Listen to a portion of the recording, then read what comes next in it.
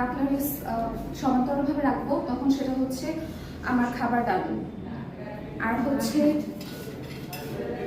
আর যদি এভাবে থাকে তাহলে হবে এক্সিলেন্ট।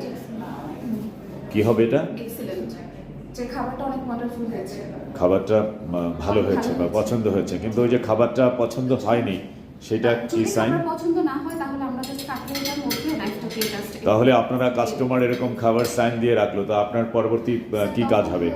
আমার যে ম্যানেজার আছে বা হচ্ছে কিচেন অ্যাসিস্ট্যান্ট আছে তাদেরকে জানাবো যে আমার কাস্টমার খাবার পছন্দ করেনি, সেক্ষেত্রে আমি ফার্স্ট আমি অ্যাপোলজাইজ হবো, যে আমি তাকে সরি বলবো।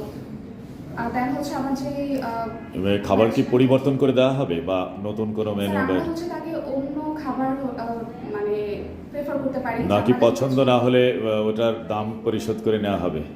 স্যার আমরা হচ্ছে হ্যাঁ আমরা এটা অফার করতে পারি, বা হচ্ছে রিপ্লেসমেন্ট হিসেবে অন্য ফুডও আমরা অফার করতে পারি, যেমন হচ্ছে আমাদের শেফের যদি স্পেশাল কোনো ডিশ থাকে সেগুলো।